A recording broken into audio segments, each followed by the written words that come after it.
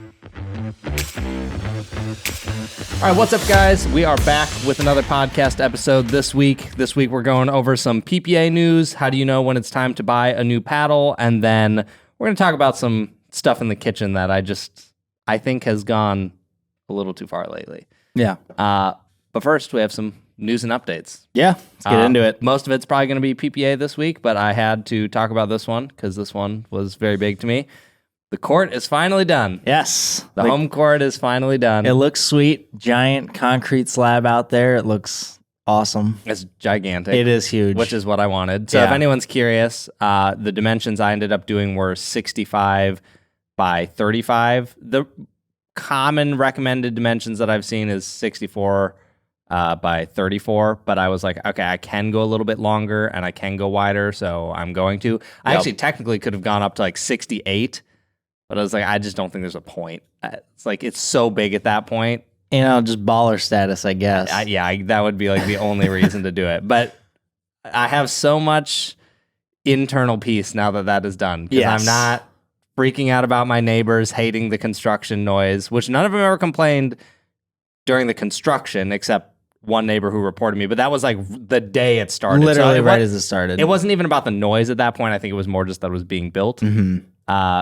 So that's nice. And then we taped some lines. We've screwed around on it a little bit. It's interesting. So with the raw concrete, it's very rough right now. Mm-hmm. Dude, it just destroys the ball and even your paddle. 100%. Like you do not want to use a real paddle on this surface right now because it if just you like hit the ground, gone. Yeah, I mean not even hit the ground, but like the ball gets so much concrete dust too. in it that it just like wrecks the surface. You get chips and stuff. Exactly. Yeah. But I did do a thing. So I was like, okay, I feel bad about all the noise, even though the neighbors I've talked to mostly seemed fine with it or whatever. Mm-hmm. So I got them all just different gifts. Basically, it was like these really nice cupcakes in the area, this a handwritten note, and then like a fancy pizza gift card to an area here.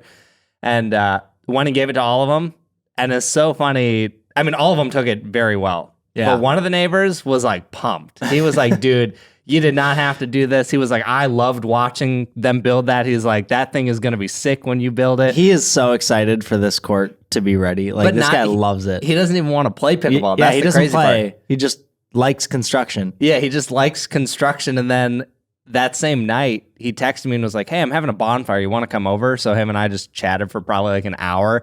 And he kept joking. He's like, dude, you just get me one of those 8-foot umpire chairs and I'll come call the lines for every one of those games. You just give me a megaphone and like a beer and we're good. That would be really funny to have someone who like basically knows nothing about pickleball and try to see how they would call lines and if they would like actually do it well or not. That would be actually kind of funny. It would be pretty funny. So he is super chill. He does not care at all. He's like, dude, you go have fun. Yep. Other neighbor, he was like, dude, construction noise, didn't care a bit. He was like, actually, I thought it was great because I grew up working on a farm. So he's like, when they were like digging, he was like, I just felt like I was back at home. So I was like, oh, nice. Amazing. And then that's the same guy that's like rarely ever home, right? Seems like it. The backyard neighbor. Yeah, it seems like he's not home too often. So, and then the last neighbor took the gift well as well. So I don't know. Seems like everything is fine. We've played a little bit. Mm-hmm. And honestly, the noise doesn't even seem that bad. I'll be curious. What we need to do is have you and me hit a little bit, and then Sarah like walk around and see how far you can like actually hear the noise. Walk down the block. Because the hitting I've done, like it's loud, but I was worried it was going to be worse. I think it was like almost a bigger deal in my head. Yeah, I don't think it's so funny. Through this whole process, I'm so glad that the court is built and that's all done because look, we're brothers. I've lived with you forever. I've known you literally my entire life, right? Yeah. I've seen you stressed in my life, but I've never seen you as stressed as you were when this court was being built. Dude, you would be like, I'd come to your house and you'd pop out of a corner like, are they still... There's a neighbor yelling at me. Like you were just so panicked. And I was like, all right, I'm glad he doesn't have to go through that anymore. We're done. No, we don't like making enemies. So I'm Seriously. glad people are on board. Oh, and my one neighbor, the one that was like super pumped about it, he was like, dude, anytime you got pickleball people over, you just bring them over to the pool. You just let me know. I was like, dude. We're going to have this guy barbecuing for us soon. I know. I was like, this is a guy. I was like, this guy's great. He is the neighbor you want. Yeah. He's ideal. He is super ideal. That's awesome. I'm pumped about that. Yeah, I can't wait till next year when we actually get to paint the court and get that done. Have you actually decided on colors? No. I know it's going to be fairly neutral. Yeah, I mean, I just have so much time to think about it. Yeah. I mean, I was at a buddy's house the other day who has a private home court, and he did the typical dark blue court, light blue kitchen, and then green exterior, and it looks great. I feel like it's just going to be something like that. Something similar. Like, it just works. No one complains about it. He did say he wished, instead of doing light blue in the kitchen, he wished he had done gray instead of light blue. Oh, interesting. Because he said the blue does reflect a little bit more in the sun, and he would have rather had gray. Sure. So, yeah. We'll mess around and see. Yeah, we'll see. But after that, Catherine and Collin Shick were playing with the 007. Yes, 007. Yeah, we've got to hit that a little bit. We can't talk about that yet. Can't talk about it too much, but it was interesting to see them use it. Yeah. Can we talk about like which version they were using? Yeah, I mean, that should be fine. I think Catherine was using a 10. She was using the 10 mil. Yeah, I don't know what Shick was using. I didn't see Shick very much, but I know Catherine was using the 10. Yeah, so I don't know. Be interesting to see what the general public thinks. We've only gotten to hit it a little bit because we're working through some other reviews. Yep. But we'll just... It's a paddle. It's interesting. It's a paddle. It's interesting for sure. All right, let's move on to some PPA updates because this week was actually kind of interesting. Actually, real quick before we get into that, do you want to go over the websites? Yes, I should go over that. Let's talk about that. Yeah, so before we get into that, and this was relevant because I was looking up all the PPA stuff. Yep. So I was trying to figure out who had won like what titles, if this was their first title or not, and then also get the match scores, which usually I would just go to like Pickleball brackets. But I hate going there just to get like a match recap. I know. The website is way better than Pickleball tournaments used to be back like 2 years ago. Yeah. Like that was a nightmare. So it's way better than that.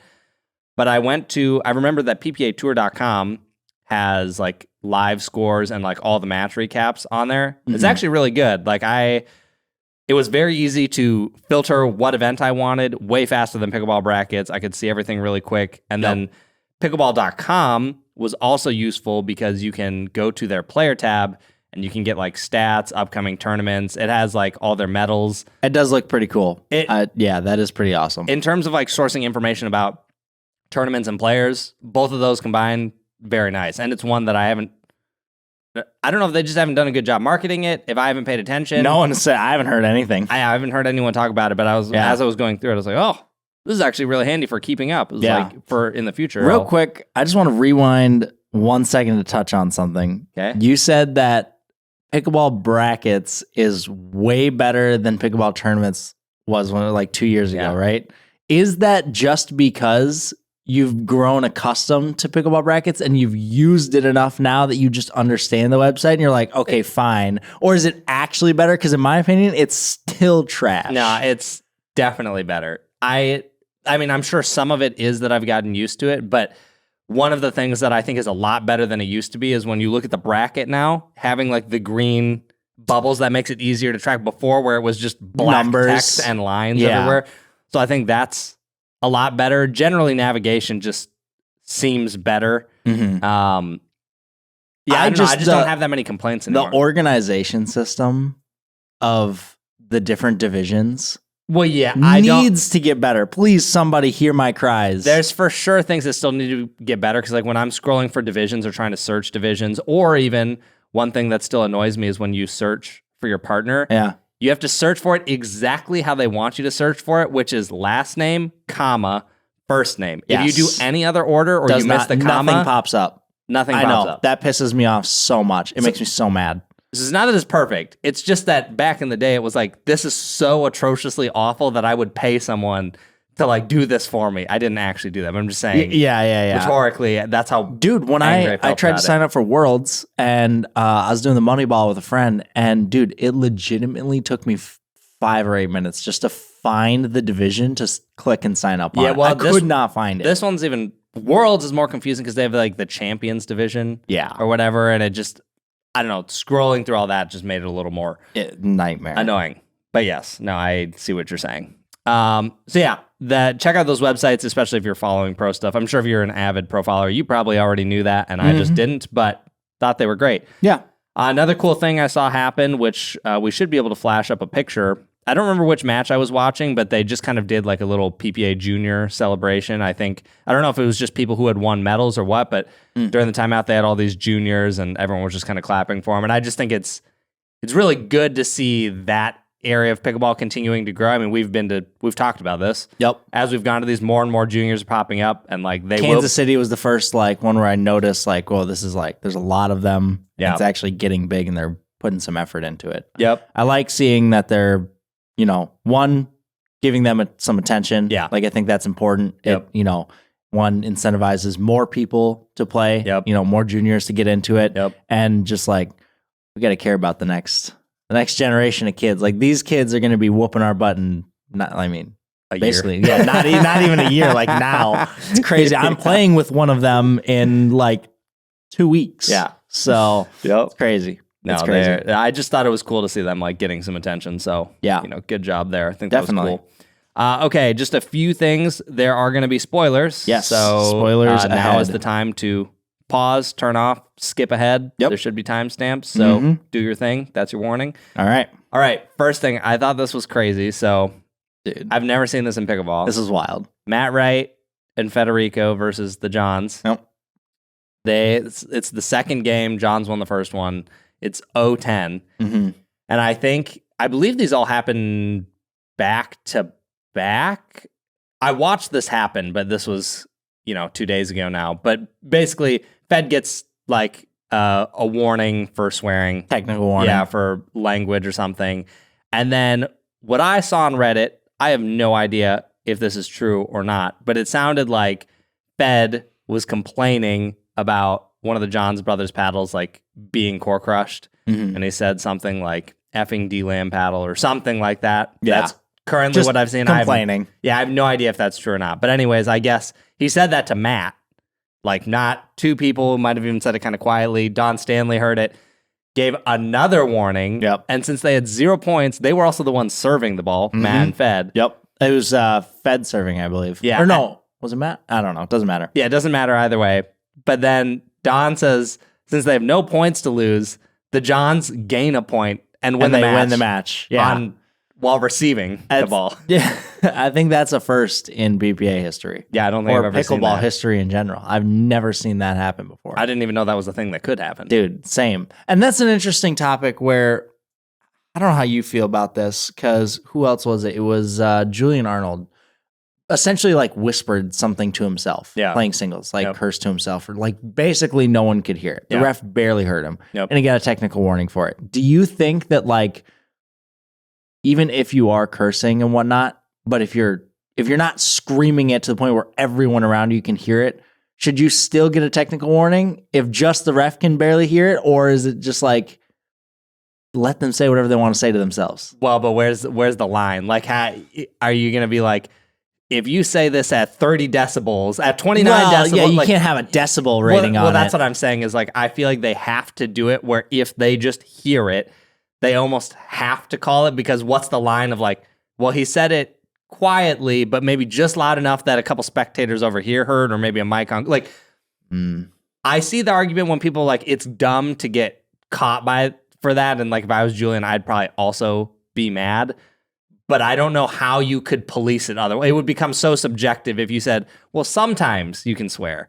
Yeah. That's fair. Easier to just say, you can't do this. And if we hear you, you will get a warning. Mm-hmm. And it's just, I don't know. It's interesting how I hate this argument, but I sometimes use it at the same time where it's like, look at other sports like basketball, the things they say and whatnot. Like it's not even close. But again, we're not trying to be those But sports. also, I mean, I don't watch basketball at all. Yeah. So I don't know. But I assume on a broadcast, you cannot hear it. Yeah, I wouldn't say I watched it enough to know either. I feel like I have before, though. Because, like, my thought is it's so loud in there that even if they're, like, swearing at each other, like, no one can hear it because it's so loud in the arena or whatever. Yeah. Whereas in pickleball, it's usually silent. Usually quiet. So you can kind of just hear, I mean, a lot of times you can kind of hear players not whispering, but talking to themselves. Yeah.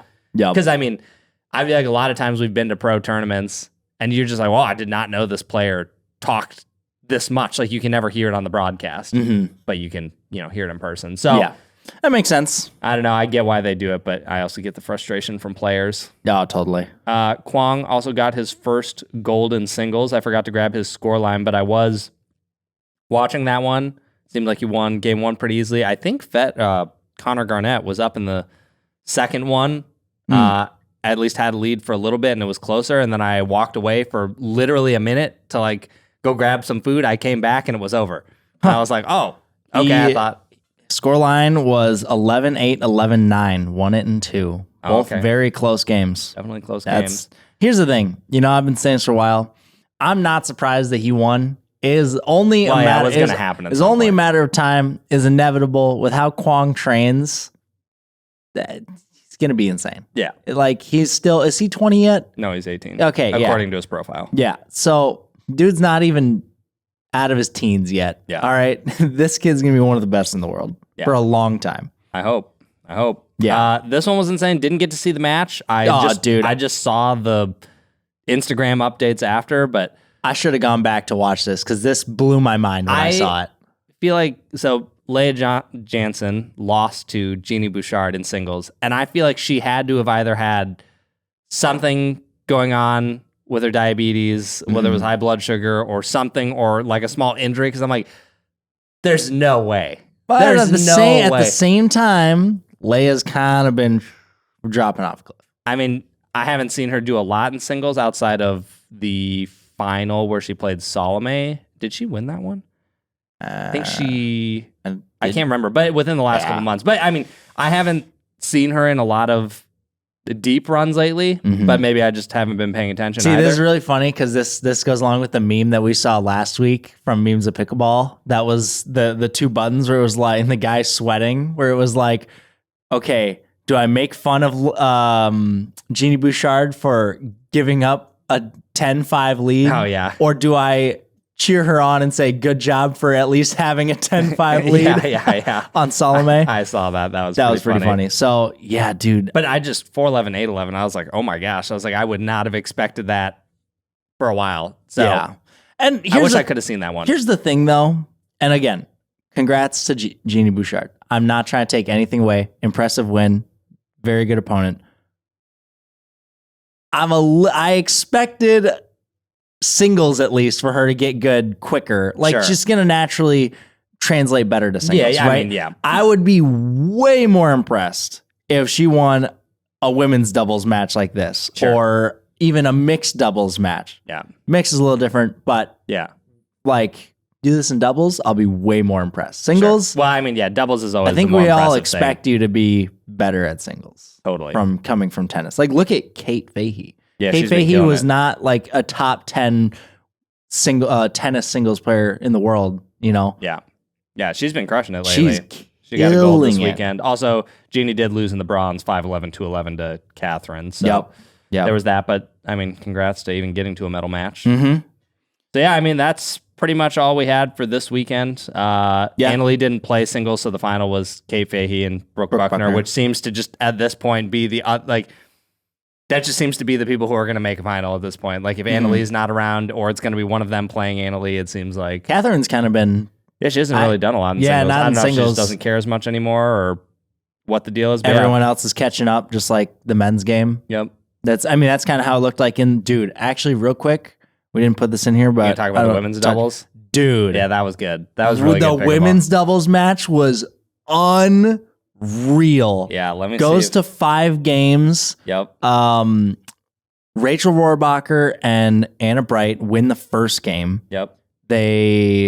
Did they win the second too? I'm gonna pull it up. They win the second. They lose the third. Women's doubles. All right. Here it is. I can't remember. Yeah, you got it. So Anna and Rachel win the first one 12-10. Yep. They lose the next one 9-11. Okay. They win the next one 11-6. And then lost 11-6. I remember that. Yeah, they lost 6-11, and then the last one was 10-12. Dude, that was insane. They had match point.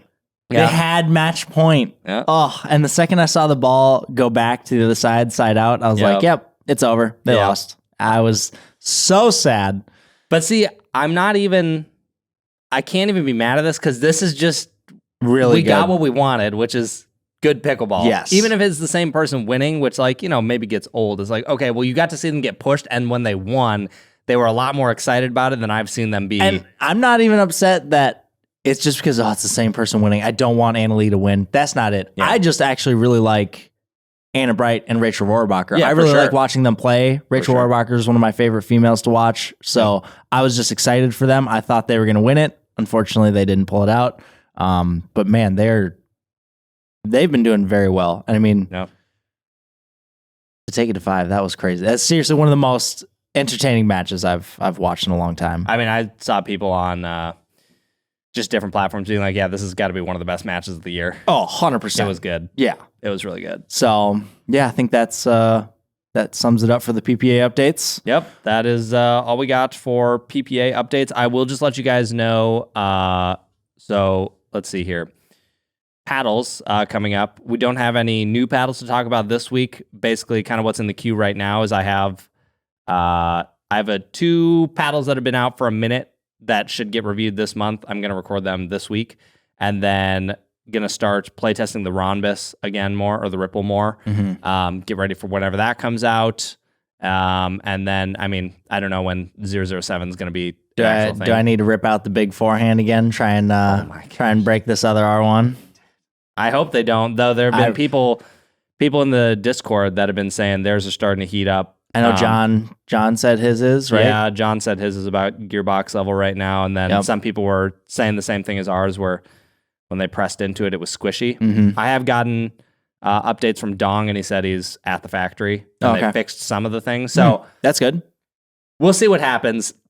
Did he give us any updates on what ours was like? Did he rip ours apart? He did. Okay. Yep. Got it. I have no idea if he wants me to share that, but we'll talk about ours that definitely later. had something wrong with it. Yeah, for sure.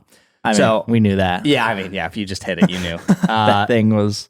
So we'll be playing that more soon to hopefully get a review out. The review will be out when it launches. We've talked about this before, but we want to wait until we know it is finalized and good to go and not changing anymore. Yes, I've been getting so many questions lately where like, oh, I thought it was released, and I was like, no, it's not officially released. It is really confusing, and they do like these limited drop beta testing releases and whatnot, and then people are selling them secondhand. You know, dude, I saw a guy trying to sell it for like almost $400. Almost $400 on eBay. Yeah, it's insane. I saw that too. It's like, dude, that was just wait for it to come out. The comments on that post were pretty funny. You could get one cheaper. Now, granted, you'd have to wait a tiny bit for whenever the next drop comes. Yeah. But you could become a Connect member by buying a Rhombus paddle and then buy the Ripple and still be cheaper and have it be brand new.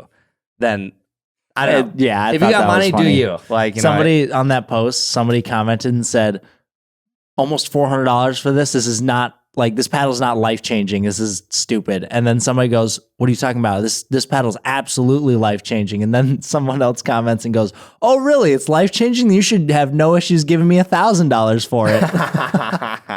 That's funny. So, more information on that coming soon. Yeah, so there's plenty more paddle reviews coming. They're all being worked on. Yep. And, it's going to be a busy time coming up. Dude, with all the travel coming up, it's going to be insane. We're going to go shoot some stuff with Friday Pickleball. Yep. Out in California. Yep. We're leaving next like week.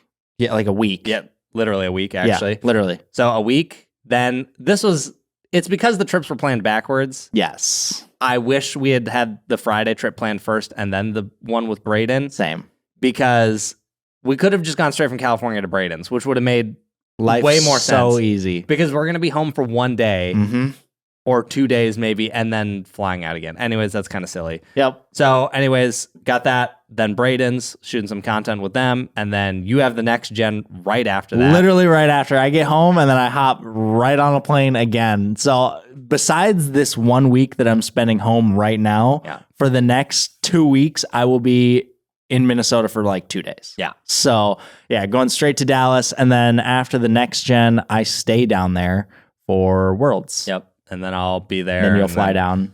We thought about going to the Milwaukee PPA, but I don't think I'm going now. I was planning on it. And then someone asked me to play with them in the qualifier. And I'm just like, I don't want to do 4 weeks of travel. I'm going to be toast, man. I can't do it. And I did tell some people, I was like, even if I don't play, I might come and watch, hang out with some friends. I was like, I'm going to be gassed. Yeah, man. exactly. I think it's going to be like 4 weeks of travel. It's going to be a lot of fun, but travel does get really tiring. 100%. It's brutal, man. Especially while just trying to get work done. Yes, seriously. Cool. Okay. So moving on to the main topic. Yep.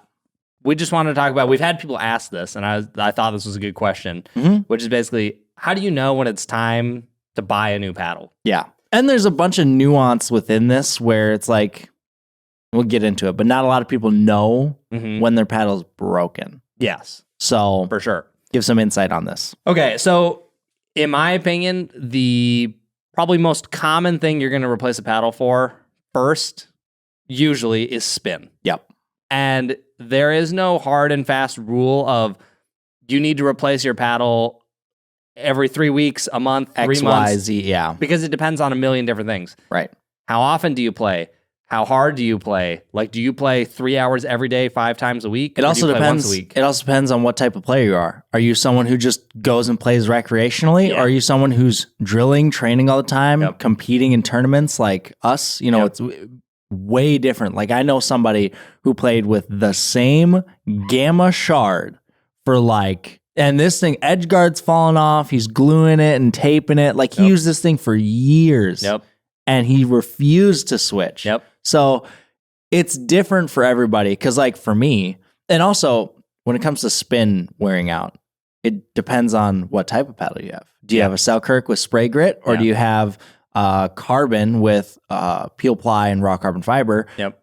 Way easier to tell when you need to switch. Because like, let's just say a Power Air, those things turn to glass after a few weeks. Like those get really smooth. And that's just a clear indicator. Like it feels like this table, you know? It's like, okay, should probably switch. But with raw carbon fiber, it's a little bit different. And also what I tell people is if you are not complaining for a lack of spin, like if you are playing the game, you are having a great time and you don't care, like if you basically became influenced by someone just saying, oh, like it's smooth, like you probably need to replace this, I wouldn't sweat it, because some people can just tolerate a loss of spin better than others. Not every player is someone who is trying to put massive top spin or slice on the ball every shot. Needs the maximum. Yeah, like we know plenty of people like that, and like higher level players where it's like, yeah, the spin just doesn't really matter to them. So it depends on the type of player you are. If you get to a point where you're like, I just like cannot shape the ball like I used to, yeah, it's probably about time, but you can't go based off of a time frame, really. For example, when I used to use the 003, I used the same one for a long time. I don't even know how long, 6+ months probably. So like, the spin was probably long gone, but like I was fine with it. And then same thing with the 6-0 double black diamond last year. I used the same one for probably like 9 or more months or something like that. And like, yes, I probably could have gotten more spin, but it wasn't really dropped to the point where I was like, oh, this is terrible. I just can't use this. Right. And like, are you even a player who's putting a lot of top spin on the ball? If you're someone who just naturally hits more flat shots, then you're probably not going to care that much about the spin or notice it even. So, you know, for me, I'm changing paddles to a new paddle much sooner than probably most people will, just because I play so much. I drill a ton. I'm playing in a lot of tournaments. You know, typically I like to have a fresh paddle for a tournament. So grit does wear out pretty quick for me, but I also just notice paddles like start to break in and essentially die. Like sweet spot feels bad. They just change. And so I feel like I notice that a lot quicker than most people. Yeah, for sure. It definitely just depends. And that kind of leads into the next one, which is if your paddle's core crushed, this is like you can play a paddle without spin. I mean, you can technically play a paddle core crushed, but you might have a lot of people around you not like you. Yes. And the sign for this is basically if you take your paddle and you take your thumbs and you just press in the center or near the top, and if you hear a significant amount of cracking, like it just sounds like... If your friend 5 feet away from you can hear the crunching, probably time to retire that paddle. Now, sometimes people will press into their paddle and they'll just hear like a small like click, click, click, click, and it's like kind of hard to like, they have to like really try and get the spot.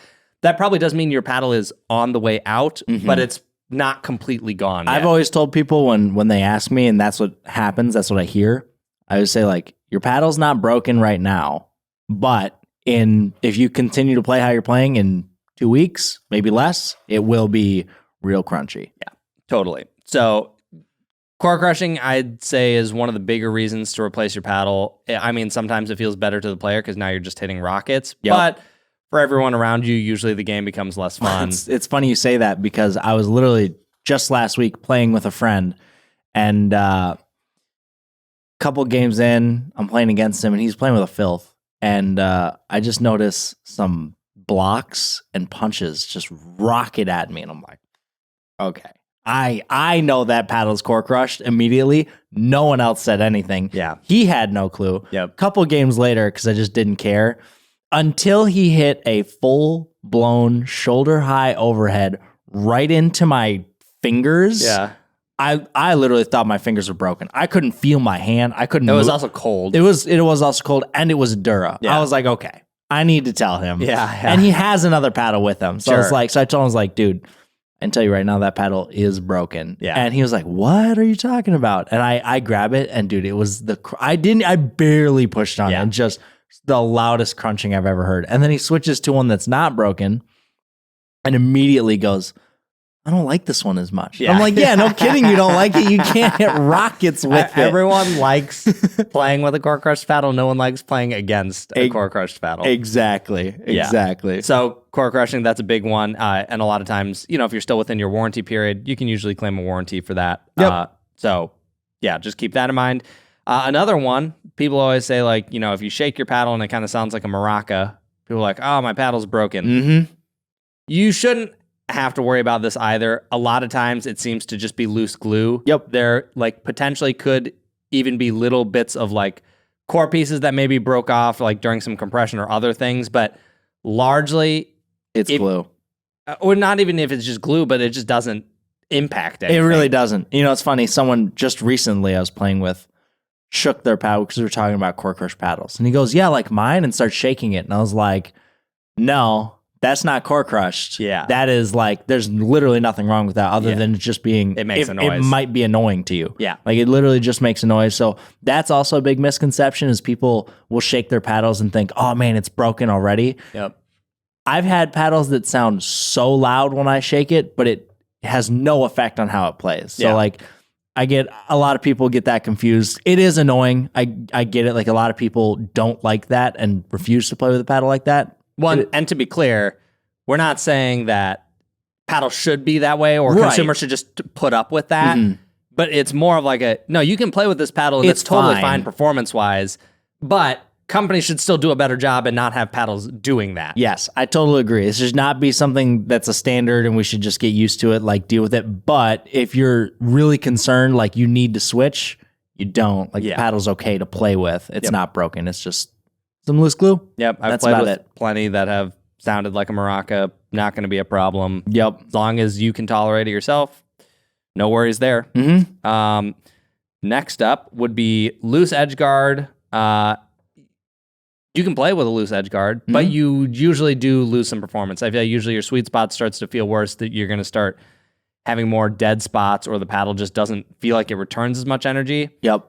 So you can either warranty it, replace it, or you can super glue it.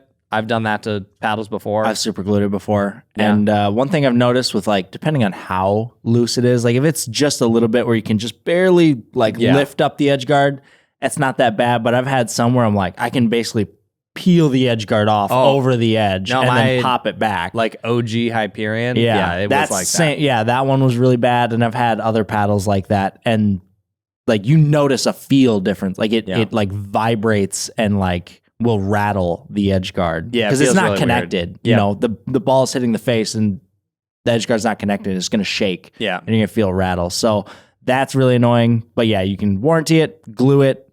Yeah, if you're out of warranty, then glue it. If you're within warranty, you should definitely just try and see if they'll warranty that. Yeah. Because no reason not to. Right. But yeah, that can definitely be a loss of performance for sure. 100%. And then the last thing, there might be more, but these were the main ones that I could think of, would just be if your paddle face got cracked. Mm-hmm. So, I mean, that one's pretty obvious. Like sometimes whether people are abusing their paddle or other things, sometimes the face just gets cracked one way or another.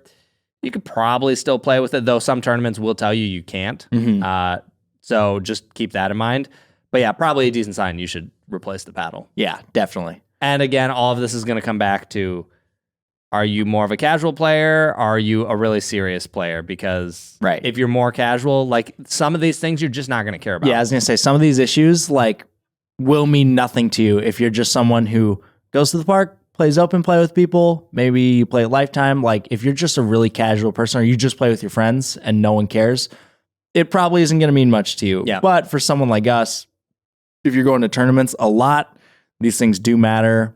Switch constantly. Unfortunately, paddles just inevitably, they just don't last long. Yeah. Like it's... Which is the thing that I think that's the thing I hope next is like more. There's two things that I want the industry to focus on more. Mm-hmm. One is just durability and longevity. Yes. And then two, I think instead of chasing so much of like insane power and things like that, it's almost like overall playability. Mm-hmm. Like, okay, if I have amazing power, but the sweet spot's the size of a dime and it feels like a board, that sucks. So if you can have a paddle that like feels really good, like has adequate power, like is very playable, I almost feel like that's better for most people than just like, oh, give me something that's absolutely juiced. So durability, longevity, and then that, I think if companies focus on that, that would be huge. Like, can you imagine if you got to a point where a paddle should last you 2 years?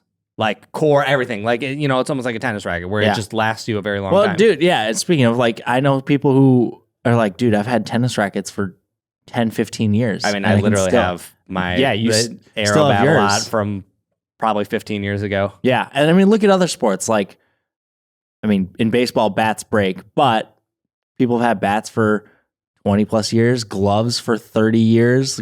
Golf, people are using golf clubs that are 30 plus years old. So it's like, we're really trained in pickleball where it's like, hey, couple months. If you're a high level player, couple months, your paddle's gone, get a new one. Yeah. So which is really unfortunate because it really is. It just shouldn't be that way. Like it's bad.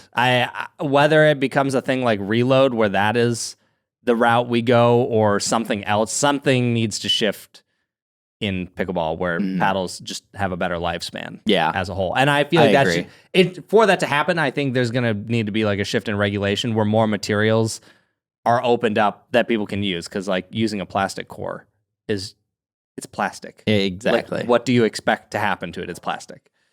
Yeah. So, that I would like to see some change there for sure. Yeah. So that's most of how you know if you should buy a new paddle. If we missed anything, feel free to leave it down in the comments. But again, always going to vary by person. I would not listen to anyone that says every 3 months you got to replace it. Not all of these things that we talked about, especially the spin, are set in stone. Like a lot of this is player by player basis. Like it just changes so differently. Like you and I. Yep. If I'm playing a lot more than you, you take it more casually. Like it changes for everyone. So don't take everything that we said like gospel and apply it to yourself accordingly. Yeah, totally.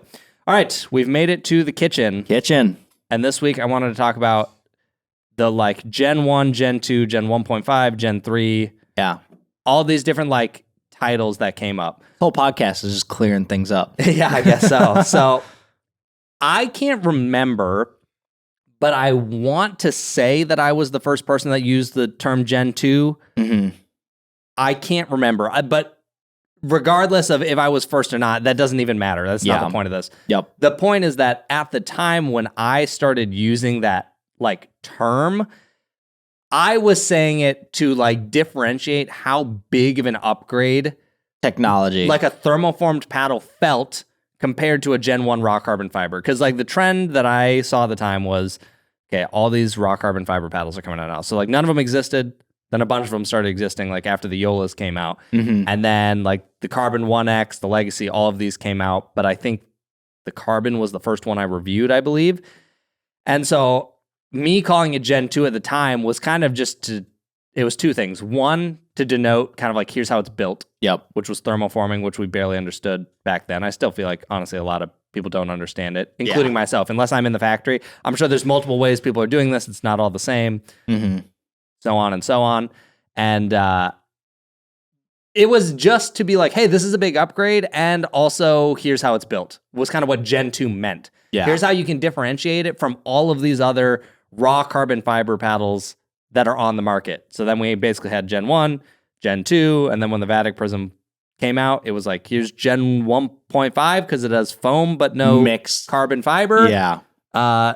So that became a thing, but I feel like I've also heard that the way Gen 1.5s are made is not necessarily the same across the board. So it's like, What does that really mean? Mm-hmm. Anyways, now we obviously have Gen 3, which has kind of been coined as like if it has a significant amount of foam in the core. Yeah, it is interesting in that regard where Gen 2 was very cut and clear. Yeah. Thermoform paddle. Yeah. Gen 2. Yeah. That's how it was. Like you knew if you said Gen 2, I know exactly how a paddle is constructed, right? Yeah. But now, for the most part. But now people say, oh, Gen 3. Okay, well, does it have a giant ring of foam around the paddle like the Yolas? Or are you all the cells filled? All the cells filled? Are you going to count the Olympus as a Gen 3 paddle? Are you going to throw like the Nexus is in Gen 3? It's like the Ripple. The Ripple. Like, okay, that can make sense where Ripple gearbox or the Yola, but throwing the Nexus in, it just like there's a lot of weird. One, it just doesn't make as much sense. I think it's just not as like cut and dry as I felt it was with Gen 2. So like I think the evolution of these naming schemes made sense, right? Like people basically wanted a way to tell you or explain, here's kind of how this paddle's built, or here's kind of what you can expect. Like largely for a Gen 1.5 paddle, things have been the same where it's like, oh, it's softer. It has a larger sweet spot than Gen 1, but it's not as stiff as Gen 2. Yep. So like if I say Gen 1.5, you have an idea of what I'm saying. Same thing with Gen 1, same thing with Gen 2. With Gen 3, nothing really makes sense because all these Gen 3 quote unquote paddles play completely different from each other. And of course, when that became a thing, Yola decided to just bestow that term upon themselves and use it as a marketing, coin term, right, to, sell more paddles. Well, and that I think it did cause some confusion, I think, out there. But I bring all of this up because I think the point that I wanted to make is people seem to frequently go, oh, a Gen 1. Why would I ever want a Gen 1? That's trash. Yeah. Like, why would I pay? There's Gen 3 out there now. Yeah, why would I go back to this? It's like computers. Exactly. It's not so cut and dry where just because it's Gen 1 means Gen 3 is always better, or just because it's Gen 1 always means it's worse than Gen 2. Yeah. It was basically just to describe to you how a paddle's built. It's the construction. Look at the paddle text. Not the performance. So Gen 1 was one of the best paddles released this year. Oh, well, yeah. I, for the most part, don't really care how something's built as long as it performs well. Yes. So, like, I'll see people say, oh, like, no way I'd pay for a paddle tech. It's a Gen 1. Well, what does that really mean? It's a great paddle. Right. If you, if I gave someone both paddles, no logos, no nothing. One's the paddle tech, TKO. Another is a Yola. Now people know how those play. And just say, like, hit these side by side. They think they both play great, and I tell them it's Gen 1 versus Gen 3. Like, it just changes people's perception on that so much. Like, oh, why am I paying all this money for something that's old technology? Yeah. It's like you're paying for performance, not the technology. And I actually recommend the paddle techs way more than any of these other Gen 3 paddles because they don't break. Yeah. Well, they don't core. They can break. They don't core crush like typical Gen 2 or any of those paddles. So it's because, man, I've been having some friends that are just calling me up like, dude, I'm breaking every paddle I play with. Yeah, I mean, some people just break everything. It's like, dude, I don't even know what to do for you. Exactly. So that's a big misconception too, is like, just because it's Gen 1 does not mean it's old, bad technology. It's not going to play well. Like, a lot of pros are using the TKO and it's a great paddle. Yeah, I think what people need to get in their head, and I understand where the confusion became. So like, I don't fault any of the people like listening or watching, but again, it's just supposed to like denote here's how this is built, and you can generally have an understanding of how it might play. Right. But that doesn't always hold true. I mean, look at the paddle text. Gen 1 in the past basically just meant cold pressed paddle, everything's kind of glued together, whatever, not a significant amount of heat involved or anything like that. They're soft, the sweet spots are smaller, they don't hit hard. And then the paddle tech comes out, hits like a rocket. So it's like, it doesn't always translate. And I think people sometimes just need to, like, I don't know that the whole gen term will make a lot of sense moving forward. Because like, okay, what's Gen 4 going to be? What's Gen 5 going to be? At some point, people are probably going to start building their paddles in different ways. For example, like the way a gearbox is constructed and the way an Olympus is constructed. Well, yes, they both have foam and you could like maybe call it under the Gen 3 term, they're built completely different. So like calling them both Gen 3 is almost like, well, what does that mean? I really think it started to become an issue. The confusion started when companies started using these as marketing terms. Yeah, Gen for 1.5, sure. Gen 3, Gen 2. Once it started being marketed towards the mass public, that's when everyone was confused. Because I'm sure people who are like us, more nerdy and look into these things, kind of already understood that. But to the average consumer, casual person who just shows up and they go, "Oh man, Gen 3 like is higher than 2." Oh of yeah, course it's like better. it's like phone processors. Like, oh, this has got the or even A9 M16 chip. It's like of course, a new iPhone's gonna be way better than something 5 years ago. That does not equal with pickleball. Like a lot of times, I think it has historically held true, but I think as we move forward, that may become less and less true. Yeah. It's almost just going to become different. And it's like, makes sense, right? Like if you see Gen 3 versus Gen 2, you're like iPhone 16 versus 15. Why would the 16 not be worse? better? Like that's how the general consumer is going to think. Right. So, yeah, I wanted to clear some of that up because I've just been seeing it pop up a lot in different ways. And I was like, okay, how did we get here? And like, should we keep going down this path? Like it's almost at the end of the day, like, okay, yeah, it helps to give you a broad picture by me telling you this. But it's kind of like materials, right? Like some Kevlar paddles feel pretty soft, but some Kevlar paddles also feel pretty stiff. So it's like, I don't know. You kind of just have to talk about the paddle as a whole. You can't just say like, oh, this one material means it's going to be this. Yeah, right. You can't generalize every paddle. I would like to see more companies not using the Gen term in their marketing of the paddles. Now, if it's like describing the paddle and you're like, if it's a Gen 1.5, like Jelly Bean or the Prisms and whatnot, sure. But if you're using it as like, oh, this is a Gen 3.26 paddle and it's getting really annoying. I swear I saw a company do that where it was like Gen 3 point something. Oh, I think Ace did like Gen 3.5. That's or what something like that. Yeah, it's like, well, okay. Again, okay, well, what does that mean? What does that mean? And I get it, right? Like if you're a company, you have to find a way to market this to make it stand out, right? If you just make it, if you literally said exactly what everything is on paper to an average consumer, that looks extremely boring. Yep. So I don't know. I think there's a healthy balance. You either got to go completely extreme like bread and butter where they're basically making fun of themselves or the industry. I don't know. There's different ways to do it, but the way some companies use the Gen term is getting thrown in there with like how we joke about, oh, this paddle has stardust grit and it's blah, blah, blah. It's like it's getting thrown in with that stuff. And I'm just like, anytime I see the word Gen in some marketing, I just skip over it because it means nothing to me. Yeah. I mean, it's an interesting thing to see how it evolved because I feel like it's not solely my fault. Because again, I don't remember if I invented this or not, but like I feel partially responsible because like I started doing the thing. I just didn't know that it would turn into this. Yeah, even if you didn't necessarily start it, you definitely helped spread it. Like, sure. Just through us talking about it, then other reviewers started talking about it. Like it helped spread this term throughout the market, and it's now like I almost feel like I don't want to say I would take it back, but just seeing the confusion it has started to cause, I'm like. We got to like rein it in. We got to rein that back in because it's not what it was supposed to be. So I don't know. It's just a good thing to think about in the future, like how we use certain terms and whatnot. Yeah, because I need to go back and like watch my Carbon 1X review. Like I just curious how I said it back then. Yeah, I don't know. That was the Carbon 1X came out. I remember hitting that thing going, this feels so much better than every paddle I've ever played with. Oh, I remember Will and I first got to hit it. We were in Texas filming some stuff with Zane, and we were with Vivian David, and she was like, oh, you want to like hit this? And she didn't tell us how it was built. She didn't tell us anything. But both of us hit it, and we're like, oh my gosh, this is so much better than a regular Carbon. Huge. Yeah, it was just, we were like, what is this thing? Because we were like, this is great. So that feels like an eternity ago now. Like I haven't had that feeling in a while. Yeah. So, I don't know.